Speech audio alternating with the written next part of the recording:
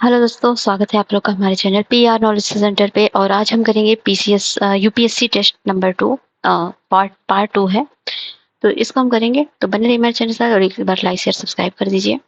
और चलिए हम अपने टेस्ट को स्टार्ट करते हैं। स्टार्ट करने से पहले यही है कि हमारे चैनल पे पीसीएस से लेके यूपी पीसीएस का और बहुत सारे टेस्ट करवाए जा रहे हैं, तो आप इसको ज्वाइन करिए। और बहुत सारी चीज़ें पढ़ाई जाती हैं, साथ ही विजन का मैगजीन भी करवाया गया है, तो उसको भी करिए। तो चलिए हम अपने टेस्ट को स्टार्ट करते हैं।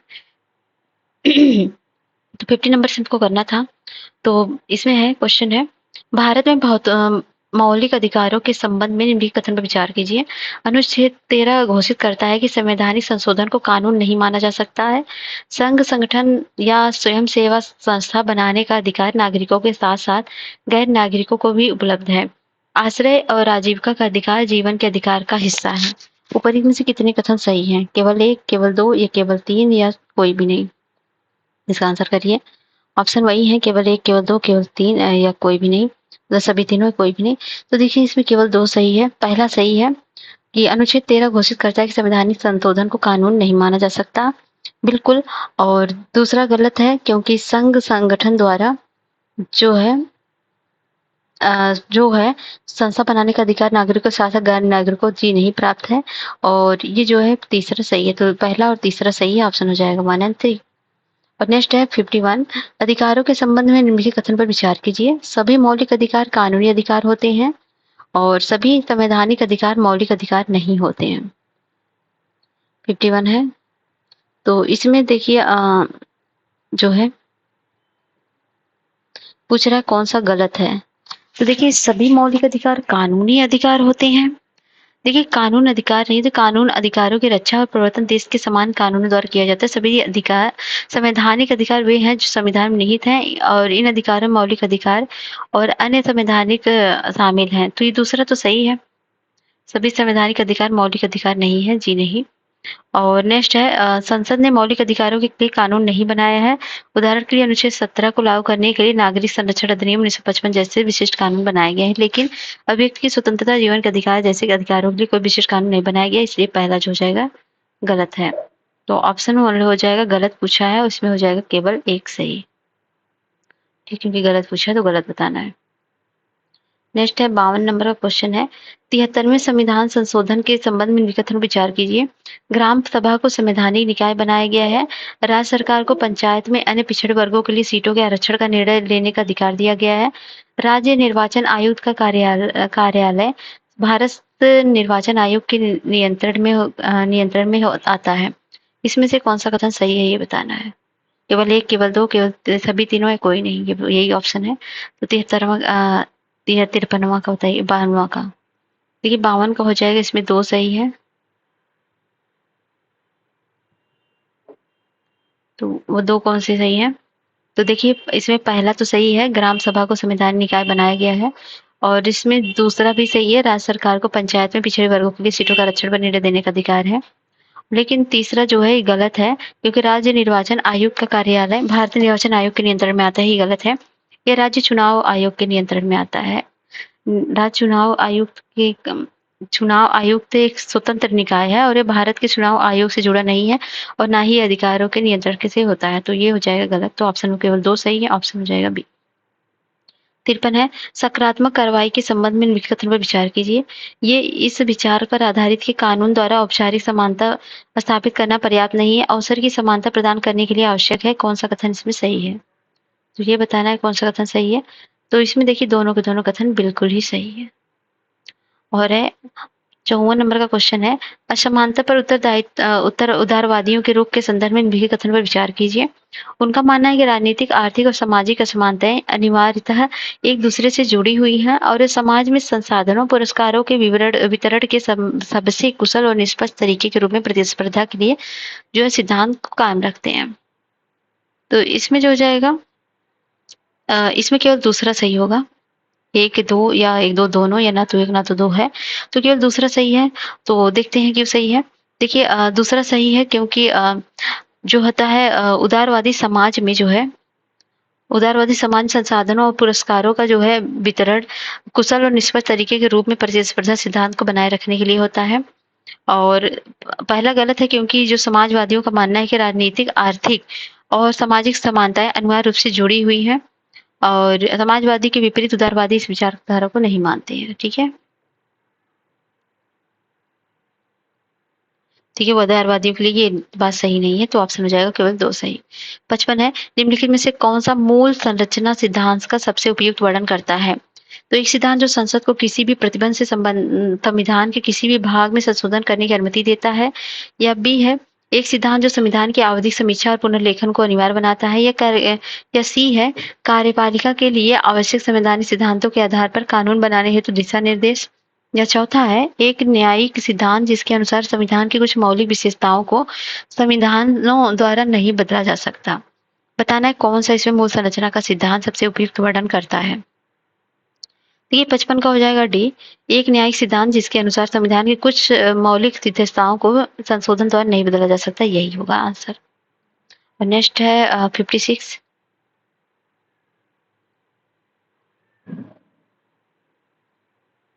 55 है ना ये?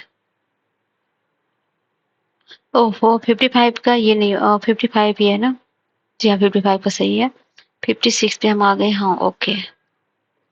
56 संविधान संशोधन के अनुच्छेद 20 के तहत निम्नलिखित अधिकारों के संबंध में कौन सा कथन सही है, विचार करना है। इसमें प्रावधान है कि किसी भी व्यक्ति को स्वयं के विरुद्ध साक्ष्य देने का को नहीं कहा जाएगा। बिल्कुल सत्य बात है। ये यह किसी व्यक्ति को एक अपराध के लिए एक से अधिक बार जो है अभियोजन को दंड से बचाता है, बिल्कुल। और यह किसी गिरफ्तार व्यक्ति को कानूनी सलाह से परामर्श लेने तथा बचाव करने का अधिकार प्रदान करता है। तो ठीक है, ये तीसरा सही नहीं है क्योंकि ये अनुच्छेद 22(1) में है, ना कि दूसरा। तो ये हो जाएगा गलत, तो ऑप्शन हो जाएगा दो सही है, पहला दूसरा। नेक्स्ट है द्विसदनीयता के संबंध में निम्नलिखित कथन पर विचार कीजिए।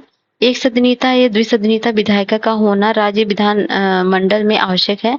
वर्तमान में भारत के 10 राज्यों में द्विसदनीय विधायिका है। उपरोक्त में से कौन सा कथन सही है? केवल एक, केवल दो, एक दो दोनों, ना तो एक ना तो दो। 57 का हो जाएगा पहला सही है। वर्तमान भारत में 10 राज्यों में द्विसदनीय व्यवस्था है। जी नहीं, 10 नहीं, बल्कि कितने राज्यों में है? तो 6 राज्यों में। कौन कौन से राज्य है इसका नाम कमेंट बॉक्स में बताइएगा। ठीक है, 1 मिनट। अब ये है 58 क्वेश्चन है, शायद आपको दिखे ना, तो थोड़ा सा इसको जूम आउट करना ही पड़ेगा भाई, ताकि ऑप्शन भी दिख जाए। धन विधेयक के संबंध में निम्नलिखित कथन पर विचार कीजिए। देखिए, धन विधेयक के संबंध में निम्नलिखित कथन विचार कीजिए। यह या तो सरकारी विधेयक होता है या निजी विधेयक, सदस्य विधेयक हो सकता है। वित्त विधेयक सभी राज्य मंत्री के सदस्य हैं, तो वे इस विधेयक को प्रस्तुत कर सकते हैं।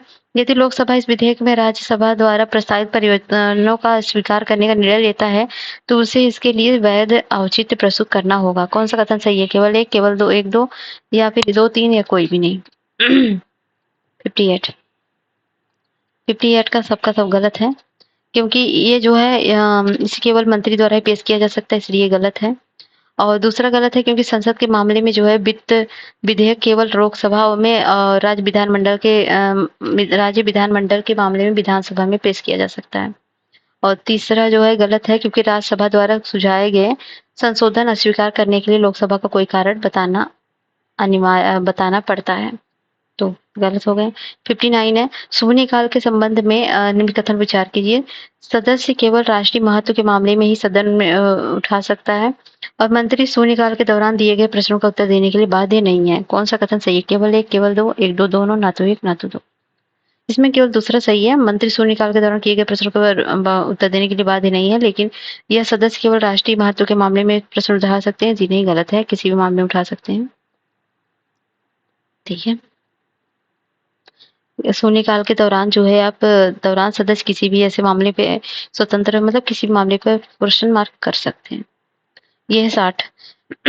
भारत में संवैधानिक सरकार प्रणाली के संबंध में निम्नलिखित कथन पर विचार कीजिए। ठीक है, आधुनिक समय में निर्वाचित स्थानीय सरकारी निकाय 1882 के बाद बनाए गए। भारत सरकार द्वारा अधिनियम 1909 के बाद कई प्रांतों में ग्राम पंचायतों की स्थापना की गई। कौन सा कथन सही? केवल एक, केवल दो, एक दो दोनों, ना तो एक ना तो दो। तो बताइए। इसका देखिए आंसर हो जाएगा पहला सही है। ये तो 1982 में बनाया गया था, लेकिन दूसरा गलत है। क्योंकि भारत सरकार अधिनियम 1919 के बाद कई प्रांतों में ग्राम पंचायतों की स्थापना हुई, ना कि 9। तो गलत हो गया। 61 है, भारत में पंचायती देखिए भारत में पंचायती राज संस्थाओं के संबंध में कथन विचार कीजिए। पंचायती राज संस्थाओं के मध्यवर्ती स्तर पर अप्रत्यक्ष निर्वाचन के माध्यम से सदस्यों का चुनाव किया जाता है। संविधान में पंचायत के समय पूर्व विघटित होने पर 6 माह के भीतर नए चुनाव कराने का प्रावधान किया गया है।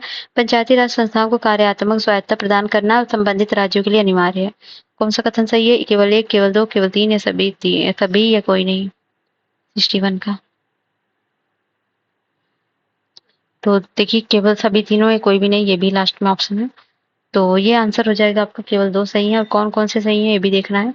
तो पहला गलत है, क्योंकि पंचायती राज संस्थाओं के मध्यवर्ती पर अप्रत्यक्ष निर्वाचन के माध्यम से नहीं होता है, बल्कि ये प्रत्यक्ष निर्वाचन से होता है, तो ये हो गया गलत। और संविधान में पंचायत के समय पूर्व विघटित होने पर 6 माह के भीतर चुनाव का प्रावधान है, बिल्कुल। और पंचायत राज संस्थाओं को कार्यात्मक स्वायत्तता प्रदान करना संबंधित राज्यों के अनिवार्य कर्तव्य है, बिल्कुल। 62 है, 42वें संविधान संशोधन के संबंध में निम्नलिखित कथन पर विचार कीजिए। इस संशोधन के माध्यम से संविधान में मूल कर्तव्यों को शामिल किया गया था और लोक सभा कार्यालय 5 से बढ़ाकर 6 वर्ष कर दिया गया था, लोकसभा का। और इस अधिनियम में न्यायपालिका समीक्षा संबंधी शक्तियों पर प्रतिबंध लगाए गए थे। आंसर करिए। फिर लोकसभा का नहीं, राज्यसभा का बढ़ाया गया था। लोकसभा कार्यकाल 5 से बढ़ाकर 6 वर्ष और इस संविधान के माध्यम से संविधान में मूल कर्तव्य शामिल जी नहीं, मूल कर्तव्य को इसमें नहीं शामिल किया गया था। वो था 44वां संविधान संशोधन, ना कि 42वां था।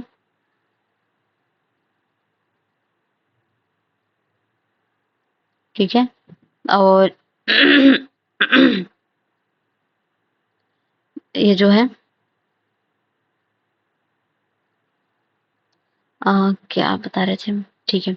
और ये था, इस अधिनियम में न्यायपालिका की समीक्षा संबंधी शक्तियों पर प्रतिबंध लगाए गए थे।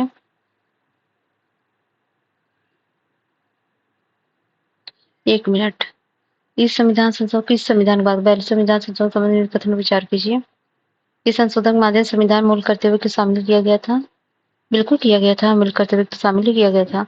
और इसमें देखिए लोकसभा के जो है बढ़ाकर 6 वर्ष नहीं की गई थी। और पहला तो सही है और दूसरा जो है गलत है। और इसमें लोकसभा नहीं, राज्यसभा की बात थी ये। और तीसरा, इस अधिनियम में न्यायपालिका की समीक्षा संबंधी शक्तियों पर प्रतिबंध लगाए गए थे। ये भी सही है और दूसरा भी सही है। इसमें लोकसभा 5 से बढ़ाकर जी हाँ, 42वें में 5 वर्ष बढ़ाई गई थी, मतलब कन्फ्यूज हो गई थी। 44th में इसको घटा दिया गया था फिर। तो सभी के सभी सही है, मतलब गलत पूछ रहा है तो ऑप्शन हो जाएगा D, none of the above. निम्नलिखित कथन पर विचार कीजिए। अध्यात्मक शासन प्रणाली में राष्ट्रपति विधायिका के प्रति जवाबदेह नहीं होता है और अध्यात्म जैसे कि जहाँ पर प्रेसिडेंट का मेन रोल होता है, जैसे कि अमेरिका है। अर्ध अध्यात्मक शासन प्रणाली में प्रधानमंत्री सरकार का प्रमुख होता है। संसदीय शासन प्रणाली में केवल राष्ट्रपति ही राज्य का प्रमुख हो सकता है। कौन सा कथन सही है? केवल 1, 2, 2, 3, 3 या 1, 2, 3? इसमें कितने कौन कौन से ऑप्शन सही है? देखिए इसमें पहला दूसरा सही है। और संसदीय शासन प्रणाली में केवल राष्ट्रपति ही राज्य का प्रमुख हो सकता है, तो ये गलत है। क्योंकि इसमें जो होता है संसदीय शासन प्रणाली में सरकार का प्रमुख प्रधानमंत्री होता है, ना कि केवल राष्ट्रपति। तो ये हो गया गलत, तो ऑप्शन हो गया केवल पहला दूसरा सही। 64 है, कार्यपालिका के संदर्भ में निम्नलिखित कथनों पर विचार कीजिए। कोई संसद की सदस्यता के बिना जो है कोई संसद की सदस्यता के बिना भारत के प्रधानमंत्री पद पर सुशोभित नहीं हो सकता है। प्रधानमंत्री सहित मंत्रिपरिषद के सदस्यों की कुल संख्या लोकसभा की कुल संख्या के 15% से अधिक नहीं होनी चाहिए। इसमें जो हो जाएगा केवल दूसरा सही है, मतलब बी वाला। और कोई व्यक्ति संसद की बिल्कुल हो सकता है, लेकिन 6 महीने के भीतर उसको क्या है, संसद में बहुमत हासिल करना पड़ता है। नेक्स्ट है और 65, मंत्रिपरिषद के संदर्भ में निम्नलिखित कथनों पर विचार कीजिए। किसी एक मंत्रालय के खिलाफ अविश्वास प्रस्ताव पारित होने के परिणाम स्वरूप केवल उस विशेष मंत्रालय को त्यागपत्र देना होता है, ना कि पूरे मंत्रिपरिषद को। प्रधानमंत्री की मृत्यु की स्थिति में मंत्रिपरिषद स्वतः भंग हो जाती है। कौन सा कथन सही है? केवल 1, केवल 2, 1, 2 दोनों, ना तो 1 ना तो 2। तो इसमें केवल पहला सही है कि मंत्रिपरिषद अगर किस एक मंत्रालय के खिलाफ अविश्वास पर आता है तो केवल उस विशेष मंत्रालय को त्यागपत्र देना होता है। बिल्कुल, अगर मंत्रिपरिषद खिलाफ आए तभी तो देगा, तो ये सही है। लेकिन इसमें 1 मिनट, गलत पूछा है, ओफ़ो! गलत है, गलत ही पूछा ना, पहला गलत है। देखिए, तो गलत है क्योंकि इसमें पूरा मंत्रिपरिषद ही त्यागपत्र देता है, ना कि एक मंत्रालय। किसी के खिलाफ भी लाया जाए तो पूरा मंत्रिपरिषद देगा। और प्रधानमंत्री की मृत्यु की स्थिति में मंत्रिपरिषद स्वतः भंग हो जाती है। जी हाँ, बिल्कुल भंग हो जाती है। ठीक है? तो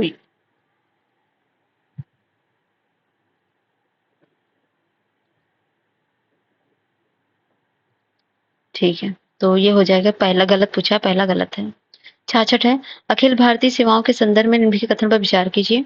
इन सेवाओं को केंद्र और राज्य सरकारों द्वारा संयुक्त रूप से नियंत्रित किया जाता है। केवल केंद्र सरकार ही उसके खिलाफ अनुशासनात्मक कार्रवाई कर सकती है।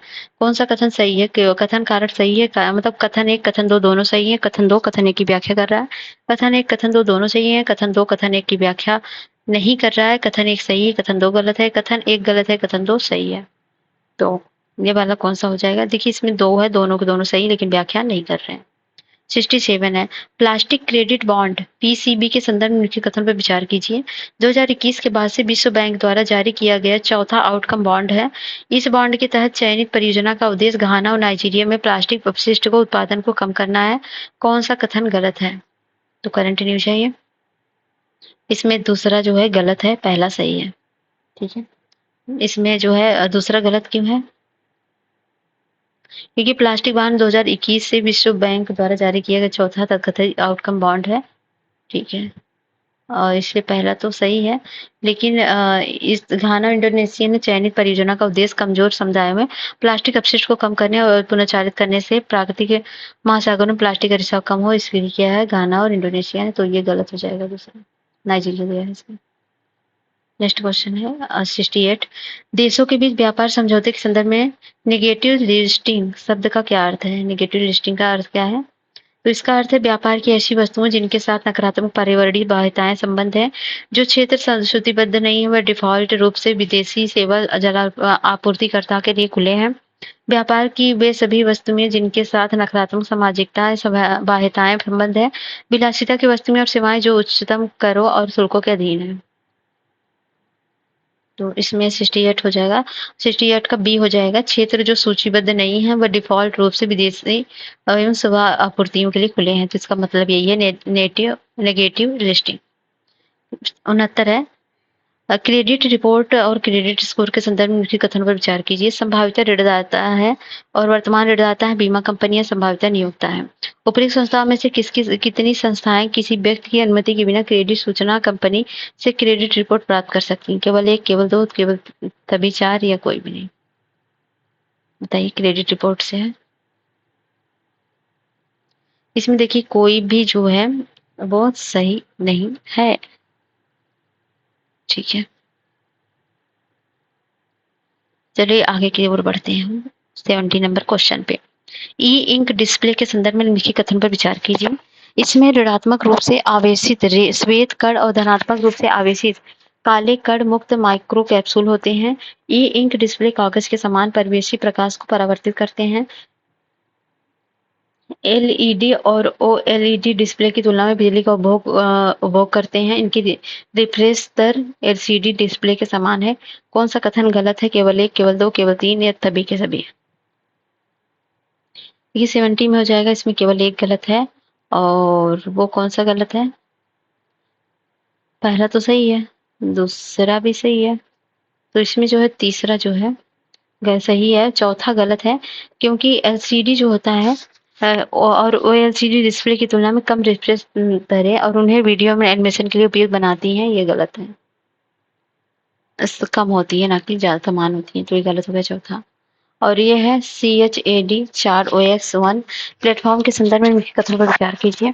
यह वैक्सीन विकास में प्लेटफॉर्म के रूप में उपयोग किए जाने वाला प्रतिलिपिक इडनोवायरल वेक्टर है। इस प्लेटफॉर्म का प्रयोग ऑक्सफोर्ड एस्ट्राजेनिक कोविड-19 वैक्सीन के लिए किया गया था। हाल ही में आम जनता के मध्य उपयोग किए जा रहे चार्ड OX1 आधारित निपाह वायरस वैक्सीन को लाइसेंस दिया गया है। कितने कथन इसमें सही है? 1 सही है, 2 सही है, सभी तीनों सही है, कोई भी नहीं सही है। तो बताइए, कोई भी नहीं सही इसमें से? इसमें केवल पहला सही मतलब एक सही है, पहला नहीं दूसरा सही है। इस प्लेटफ़ॉर्म का प्रयोग ऑक्सफोर्ड एस्ट्राज़ेनेका वैक्सीन के लिए किया गया है और पहला गलत है क्योंकि यह जो होता है वैक्सीन प्लेटफ़ॉर्म के रूप में किया जाने वाला प्रतिलिपि एंडोवायरल है। तो देखिए यह सिमियन एंडोवायरस प्रकार Y25 आधार पर प्रतिकृति विहीन एडेनोवायरल वेक्टर और 2012 में इस नैदानिक परीक्षण में इसका मूल्यांकन किया गया था। और ये तीसरा गलत है क्योंकि यह हाल वैज्ञानिकों ने निपाह वायरस के लिए पहली बार मानव वैक्सीन का परीक्षण शुरू किया था। ठीक है?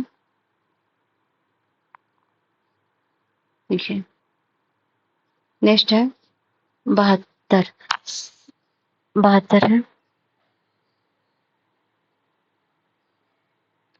यह है समावेश परियोजना के संदर्भ में निम्नलिखित कथन पर विचार कीजिए। इसे भारतीय विज्ञान प्रौद्योगिकियों और इंजीनियरिंग सुविधा मानचित्र द्वारा शुरू किया गया और परियोजना का लक्ष्य शोधकर्ता को एक ऑनलाइन पोर्टल के माध्यम से वैज्ञानिक संस्थानों से जोड़ना है। इसका उद्देश्य एक सहयोगी पारिस्थितिकी तंत्र को निर्मित करना है जहां स्टार्टअप उद्योग और शिक्षाविद नवाचारों की अगली लहर पर सह निर्माण करते हैं। कौन सा कथन इसमें गलत है? केवल एक, केवल दो या सभी तीनों या कोई भी नहीं? तो इसमें जो हो जाएगा कोई भी नहीं, इसमें गलत है मतलब सभी सही है। 73 है क्लोरोप्लास्ट के संदर्भ में निम्नलिखित कथन पर विचार कीजिए। पढ़ा है मैंने साइंस में। क्लोरोप्लास्ट थाइलाकॉइड झिल्ली के अंदर स्थित होता है। क्लोरोप्लास्ट की आंतरिक झिल्ली में प्रकाश संश्लेषण के लिए इलेक्ट्रॉन परिवहन श्रृंखलाएं होती हैं। क्लोरोप्लास्ट में कैरोटीनॉइड जैसा वर्धक भी मौजूद होता है। कौन सा कथन सही है? केवल एक, केवल एक, दो, दोनों या ना तो सॉरी एक, तीन या फिर सभी के सभी? 73 का इसका आंसर होगा पहला तीसरा सही है, दूसरा गलत है। और दूसरा गलत है, क्यों गलत है? क्योंकि ये जो है क्लोरोप्लास्ट की आंतरिक झिल्ली जो होती है इलेक्ट्रॉन परिवहन श्रृंखलाएं इसमें नहीं होती हैं। इसमें दिया होती है नहीं होती है इसमें। 74 है हाल ही में समाचारों में रही रेतबा झील निम्नलिखित में किस देश में स्थित है? Tanzania, Senegal, Ethiopia, Kenya? तो ये जो स्थित है वो सेनेगल में है। ठीक है। रेतबा झील जो है गुलाबी झील के नाम से भी जानी जाती है। सेनेगल के डकार शहर में 35 किलोमीटर दूर पर स्थित है। और नेक्स्ट है 75 बिंटू रोग के संदर्भ में निम्नलिखित कौन सा कथन विचार कीजिए। ये दुनिया की सबसे बड़ी सीवेट प्रजाति है। दक्षिण पूर्व जो है एशिया में उष्णकटिबंधीय वर्षावनों का मूल निवासी है। आईयूसीएन रेड लिस्ट में गंभीर रूप से संकटग्रस्त प्रजाति के रूप में वर्गीकृत इसको किया गया है। इसमें कौन सा कथन सही है? इसमें केवल पहला सही है, एक सही है पहला। ये दुनिया की सबसे सीवेट प्रजाति है और जो होता है इसमें क्या पूछा? ठीक है, गंभीर रूप संकटग्रस्त प्रजाति में आती है। तो ये जो होती है आईयूसीएन में सुभेद में है ना कि सुभेद में है ना कि गंभीर संकटग्रस्त में है। ठीक है। तो नेक्स्ट चलते हैं हम। कांगेर घाटी के राष्ट्रीय उद्यान के संबंध में लिखित कथन पर विचार कीजिए। छत्तीसगढ़ राज्य में स्थित है और इसमें और यह संपूर्ण उद्यान को कोर क्षेत्र माना गया है और इसमें कोई बफर क्षेत्र नहीं है। कुटुम्बसर गुफा उद्यान के परिसर में स्थित है। यह केंझर धारा मगरमच्छ उद्यान के लिए प्रसिद्ध है। कौन सा कथन मतलब कितने कथन सही है? तो ये देखिए सभी चारों के चारों सही है। नेक्स्ट क्वेश्चन 77 है निम्नलिखित में से किस टाइगर रिजर्व को भारत का पहला डार्क स्काई पार्क घोषित किया गया है? पहला है Melghat tiger reserve, Navegaon Nagzira tiger reserve, या पेंच टाइगर रिजर्व, या ताडोबा अंधारी टाइगर रिजर्व? ये हो जाएगा पेंच टाइगर रिजर्व। नेक्स्ट है भारत में क्षमा कानूनों के संदर्भ में जो है क्षमा कानूनों के संदर्भ में निम्नलिखित कथनों पर विचार कीजिए। संविधान का अनुच्छेद 72 राष्ट्रपति को न्यायालय द्वारा लगाए गए दंड को क्षमा करने का अधिकार देता है। राज्य सरकारों के पास भी आरपीसी के तहत सजा संबंधित बोर्ड की स्थापना माध्यम से सजा माफ करने का अधिकार है। उस राज्य सरकार को अधिकार है जो दंड को कम करे और जहां अपराध हुआ हो। कौन सा कथन सही है? तो केवल पहला दूसरा सही है लेकिन तीसरा गलत है भाई। तीसरा गलत क्यों है? क्योंकि ये दंड प्रक्रिया संहिता में धारा 432 क्लॉज 7B में छूट है कि सख्ती संबंधित स्पष्ट रूप से इंगित करती है कि जिस राज्य में अपराधी को सजा सुनाई जाती है वह छूट का आदेश पारित करने के लिए उपयुक्त सरकार है, ना कि वह राज्य है जहां पर अपराध हुआ है, जहां अपराधी कैद किया गया। सर्वोच्च 79 है सर्वोच्च न्यायालय विधिक सेवा समिति के संबंध में निम्नलिखित कथन विचार कीजिए। यह विधिक सेवा प्राधिकरण अधिनियम 1987 के अनुसार स्थापित किया गया था और समिति का गठन जो होता है राष्ट्रीय विधिक सेवा प्राधिकरण द्वारा किया जाता है। कौन सा कथन इसमें सही? केवल एक, केवल दो, एक, दो, दोनों, ना तो एक ना तो दो? जिसमें दोनों के दोनों कथन सही है। 80 नंबर का क्वेश्चन है, निम्नलिखित कथनों पर विचार कीजिए। तो इसमें है नाइजीरिया है, सियरा लियोन है, Liberia, Cameroon, Mauritania, Cote d'Ivoire, Ghana, Gambia. उपर्युक्त देशों में से कौन सा देश पश्चिम अफ्रीका राज्यों में आर्थिक समुदाय इकोवास के सदस्य हैं? कितने देश हैं? तो इसमें 6 देश हैं। और कौन से हैं वो? ये देखिए, इसमें कौन कौन से सदस्य हैं? नाइजीरिया है, और सियरा लियोन है, लाइबेरिया है, और कौन सा है? ये है घाना है, घाना है, और कौन सा है? एक मिनट, घाना, गाम्बिया, कोटे आइवर। ठीक है, ये 6 देश हैं। ठीक है, क्योंकि हाल ही में बुर्किना फासो ने, माली और नाइजर के सैन्य शासन ने पश्चिम अफ्रीका के आर्थिक समुदाय से तत्काल बाहर रहने की घोषणा की है। ठीक है, नेक्स्ट है, हाल ही में कौन सा क्षेत्र जिनमें निकट पूर्व में फिलिस्तीन शरणार्थी के लिए संयुक्त राष्ट्र राहत और कार्य एजेंसी संचालित होती है? Gaza, West Bengal, Lebanon, Syria और जॉर्डन में। 1 2 सही है, 1 2 4 सही है, 1 2 3 4 सही है, या 1 2 3 4 5 सही है? कौन सा सही है? इसका देखिए सभी के सभी सही है। ठीक है, नेक्स्ट है क्वेश्चन नंबर 82। हाल ही में समाचारों में उल्लेखित ऑपरेशन सरशक्ति का संबंध निम्नलिखित किससे है? भारतीय वायुसेना द्वारा यमन से भारतीय नागरिकों की निकासी से, चक्रवात मेघनू के कारण फंसे भारतीय निवासियों को बचाने के लिए भारतीय नौसेना द्वारा चलाए गए ऑपरेशन, या पीर पंजाल रेंज के भीतर आतंकवादी खतरों को कम करने के लिए भारतीय सेना द्वारा की गई पहल, या आतंकग्रस्त हैती से भारतीय नागरिकों को निकालने के लिए ऑपरेशन? क्या है ये? देखिए, यह है पीर पंजाल रेंज के भीतर आतंकवादी खतरों को खत्म करने के लिए भारतीय सेना द्वारा की गई पहल है। नेक्स्ट है, PM young achievers scholarship award योजना के संबंध में निम्नलिखित में से कौन सा कथन सही है? विचार करना है। यह विमुक्त घुमंतु जनजातियों के छात्रों के लिए जनजातीय मामले के मंत्रालय द्वारा कार्यान्वित एक छात्रवृत्ति योजना है। यह छात्रवृत्ति विशेष रूप से भारत के भीतर अध्ययन के लिए उपलब्ध और आवेदक के संबंधित गृह राज्य की सरकार द्वारा प्रदान किया जाएगा। कौन सा कथन सही है? केवल 1, केवल 2, 1 2 दोनों, ना तो 1 ना तो 2। 83 का,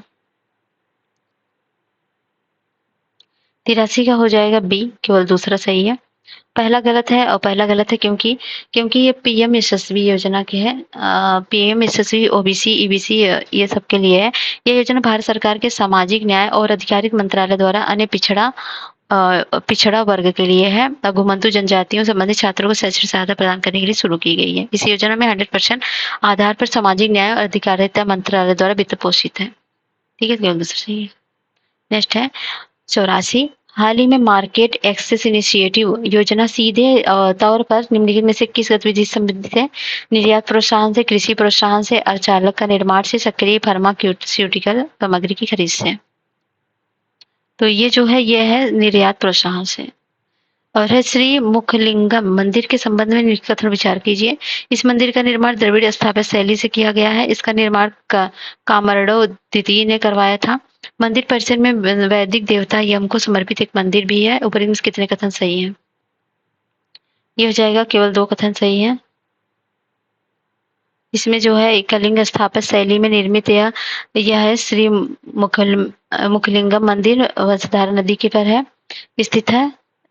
और ये जो है इसलिए गलत है। और ये जो होगा दूसरा सही है,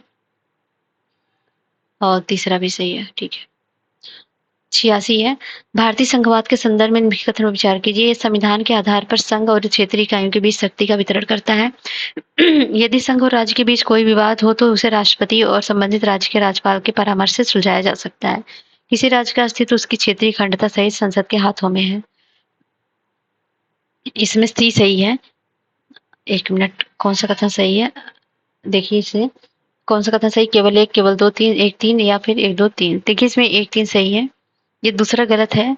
यदि संघ और राज्य के बीच कोई विवाद हो तो उसे राष्ट्रपति और संबंधित राज्य के राज्यपाल परामर्श से सुलझाया जाएगा। तो नहीं, बल्कि इसको किसके द्वारा? इसे संवैधानिक प्रावधानों के आधार पर न्यायपालिका द्वारा सुलझाया जाता है। बाकी पहला और तीसरा सही है। 87 है। भारतीय संविधान के संदर्भ में निम्नलिखित कथनों में से विशेषताएं संघवाद को मजबूत करती हैं। एकल नागरिकता, समान नागरिक संहिता और समवर्ती सूची, केंद्र और राज्यों के बीच विधायी शक्तियों का वितरण, आपातकालीन प्रावधान और राज्य की नीति निर्देशक सिद्धांत। यह हो जाएगा केंद्र और राज्य के बीच विधायी शक्तियों का वितरण। भारतीय संविधान के संदर्भ में निम्नलिखित कथनों विचार कीजिए। अवशिष्ट शक्ति राज्य की सरकार के पास है। आपातकाल के दौरान संसद राज्यों के अधिकार क्षेत्र के भीतर विषयों पर कानून बनाने की शक्ति भी ग्रहण करती है। राज्यपाल के पास राज्य सरकार को बर्खास्त करने की सिफारिश करने की शक्ति है। पर इनमें से कौन से कथन गलत है? केवल एक, केवल दो, तभी तीनों, कोई भी नहीं। 88 इसमें केवल एक सही है। और कौन सा सही? पहला तो गलत है, अवशिष्ट शक्ति राज्य सरकार के पास नहीं है। अवशिष्ट शक्तियां किसके पास होती हैं? तो देखिए, अवशिष्ट शक्तियां अन्य सभी मामले शामिल हैं और जिनकी किसी भी सूची में उल्लेख नहीं किया गया है। ऐसे मामले कानून बनाने पर अकेले संघीय विधायक के पास है। और दूसरा जो है, दूसरा सही है कि आपातकाल के दौरान संसद राज्यों के क्षेत्राधिकार भीतर विषयों और कानूनों पर शक्ति ग्रहण कर सकती है। तीसरा, राज्यपाल के पास राज्य सरकार को बर्खास्त करने की सिफारिश कर सकती है।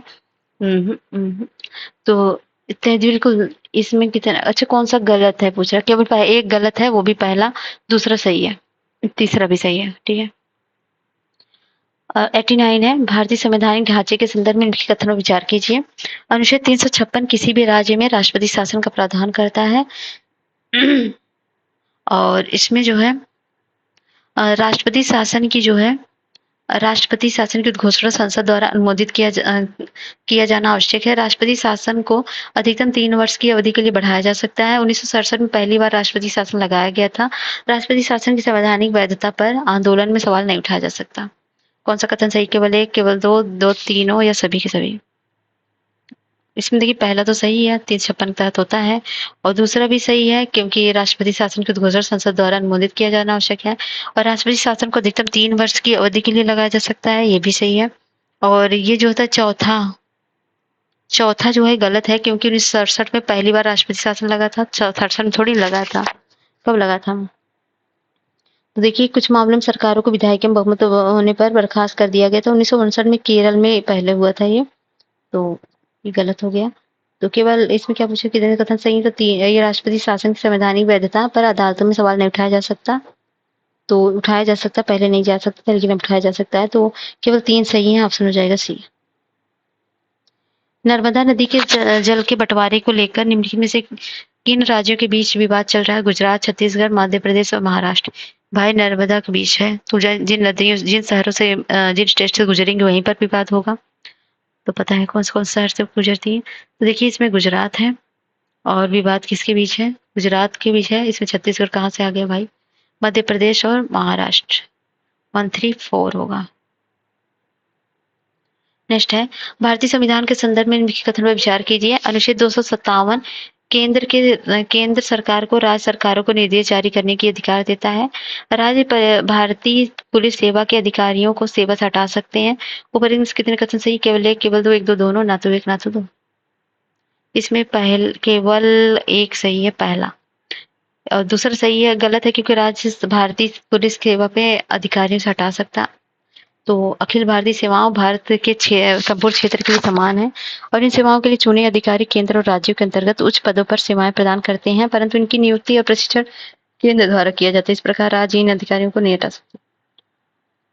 निम्नलिखित भारतीय राज्यों पर विचार कीजिए। आंध्र प्रदेश, गोवा, गुजरात, महाराष्ट्र, सिक्किम। ऊपरी राज्यों में से कितने राज्यों के लिए भारतीय संविधान विशेष प्रावधान है? बताइए किसके किसके लिए? ये तो पता होना चाहिए, बच्चों को पता होना चाहिए। तो आंध्र प्रदेश, गोवा, गुजरात, महाराष्ट्र, सिक्किम सबके लिए। तो ऑप्शन हो जाएगा डी। नेक्स्ट है 93, नागरिकों के संबंध में निम्नलिखित कथन पर विचार कीजिए। अधिकारों और अवसर की समानता नागरिकों के मूल अधिकारों में से एक है। नागरिकों को एक राजनीतिक समुदाय की पूर्ण और समान सदस्यता के रूप में परिभाषित किया गया है। कौन सा कथन सही है? केवल एक, दो, दोनों सही है। दोनों सा कथन कारण की व्याख्या कर रहा है। ये कथन सही है, कारण गलत है। कारण सही है, कथन गलत है। ये सब जो बाटी जो पता ही होगा, इस ऑप्शन वगैरह। तो 92 का क्या हो जाएगा? देखिए, 92 में जो हो जाएगा, एक कथन तो गलत है भाई, कारण सही है। तो मूल अधिकार को अवसर समानता नागरिकों के जो है, एक मिनट एक मिनट एक मिनट सही है जी, दोनों के दोनों सही है। कथन कारण सही है, कारण कथन व्याख्या भी सही है। शरणार्थियों के संबंध में कथन विचार कीजिए। राज्य विहीन लोगों से विस्थापित लोग जिन्हें किसी भी राष्ट्र द्वारा स्वीकार नहीं किया जाता है। कानूनी भाषा में प्रवासियों और शरणार्थियों का परस्पर प्रयोग किया जाता है। कौन सा कथन इसमें सही है? 94 का। 94 में सही है केवल पहला, दूसरा जो है गलत है। ठीक है, गलत है क्योंकि प्रवासी विभिन्न कारणों से बेहतर आर्थिक अवसरों के लिए अपने देश को छोड़ते हैं और शरणार्थी को उत्पीड़न या हिंसा के कारण भागने के लिए मजबूर होना पड़ता है। नेक्स्ट है 95, युग्म देखना है और बताना है कितने युग्म सही हैं। अधिकारों के वो है और उदाहरण है प्रकार। राजनीतिक अधिकार व्यक्ति की स्वतंत्रता है। नागरिक अधिकार मत देने का अधिकार है। सामाजिक सामाजिक आर्थिक शिक्षा का अधिकार है। कौन सा कथन सुमेलित है? इसमें देखिए पहला गलत है क्योंकि 1 मिनट, राजनीतिक अधिकार,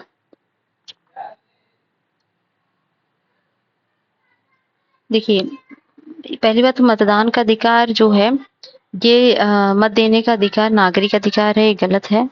मत देने का अधिकार राजनीतिक अधिकार है, ये राजनीतिक अधिकार है। नागरिक का अभिव्यक्ति के अधिकार है और सामाजिक आर्थिक जो है ये सही है, ये शिक्षा का अधिकार है। तो ऑप्शन हो जाएगा केवल एक सही है, यही डी सी है। तीसरा, भारतीय संविधान के संदर्भ में निम्नलिखित कथन विचार कीजिए। नागरिकों के अधिकार और दायित्व संविधान में सूचीबद्ध है। राज्य केवल धर्म, मूल, वंश, जाति, लिंग या जन्म स्थान या किसी आधार पर नागरिकों के साथ भेदभाव नहीं करना चाहिए। तो इसमें कौन सा सही है? देखिए दोनों को दोनों गलत है भाई। इसमें पूछा गलत, लेकिन गलत गलत इस सेंस पे है क्योंकि दोनों के दोनों सही है। 97 है, राष्ट्रवाद के संबंध में निम्नलिखित कथन विचार कीजिए। यह राष्ट्र की सांस्कृतिक और ऐतिहासिक विरासत पर जोर देता है जो साझा पहचान की भावना को बढ़ावा दे। ठीक है, बिल्कुल। और यह जो होता है यह राज्यों के निर्माण के पीछे एक प्रेरक शक्ति रही है। यह विकास के लिए एक एकीकृत शक्ति हो सकती है लेकिन संघर्ष का कारण भी बन सकती है। समकालीन वैश्विक दुनिया में इसकी कोई भूमिका नहीं है।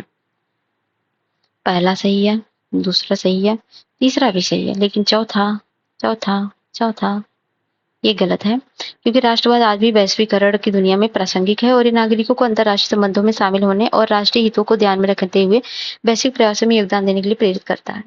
तो केवल 3 सही है, ऑप्शन जाएगा डी सी। और यह निम्नलिखित अलगाववादी मांगों को संबंधित देशों के साथ सम्मिलित कीजिए। अलगाववादी मांगे यह देश हैं। क्यूबेकाइड है स्पेन का, बास्क है श्रीलंका का, कुर्द है कनाडा का, तमिल है तुर्की का। मतलब ये अलगाववादी मांगों की जो है यहाँ पर चलते रहते हैं। तो इसमें कौन सा कथन सही है? ये मिलान करना है, प्रयोग कर सही उत्तर का चुनाव करिए। चलिए मिलान कर देते हैं हम। देखिए कनाडा में जो है क्यूबेकाइड जो है दुनिया में कई हिस्सों में राष्ट्रवाद संघर्ष देखते जाते हैं और राज्यों को विभाजित करने की धमकी दी जाती है। इस तरह के अलगाववाद आंदोलन निम्नलिखित लोग भी, जैसे क्यूबेकाइड अलगाववादी मांगे हैं कहाँ की? श्रीलंका कनाडा की है।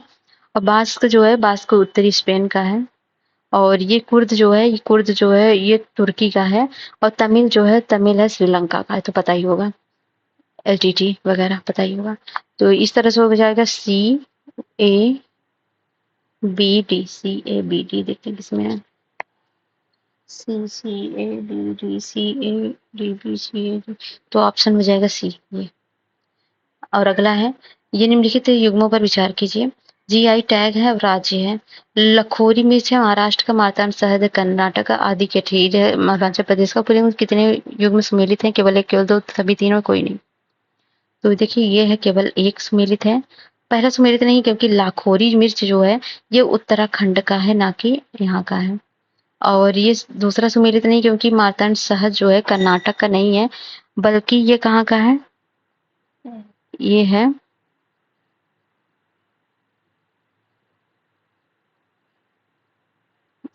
ये जो होता है, क्या बोल रहा है, कर्नाटक का। मार्तंड शहद एक प्रकार का प्राकृतिक एंजाइम एंटीऑक्सीडेंट और पौधों के पोषक तत्वों से भरपूर जैविक शहद है जो प्रोपेलिन मधुमक्खी के पराग और छत्ते से शामिल होता है। मधुमक्खी पराग की अपनी सामग्री के साथ विटामिन, एमिनो एसिड और खनिज लवण वगैरह को इकट्ठा करता है। तो ये मार्तंड शहद का उपयोग कैंसर के उपचार में भी होता है और इसे जीआई टैग प्राप्त है और जो इसके अद्वितीय गुणों और महत्व को रेखांकित करता है। ये सुमेलित नहीं, लेकिन इसका आंसर बताइएगा कहाँ का है ये। थोड़ा सा कंफ्यूजन है मुझे, देख लीजिएगा। आदि केकीर जो है ये सही है। अरुणाचल प्रदेश की 3 वस्तुएं हैं जिसमें जीआई टैग है केकीर को, तिब्बती वासियों को और हस्तनिर्मित कालीन को। तो ये तीसरा सही है। तो इसमें जो सही है वो केवल एक सही है। निम्नलिखित युग्मों पर विचार कीजिए। बंदरगाह है, देश है। दुकम है कहाँ का? और लारनाका है। दुकम क्या ओमान का है? लारनाका साइप्रस का है। नकाला मोजाम्बिक का। कौन सा कितने युग्म सम्मिलित है? ये है जंग।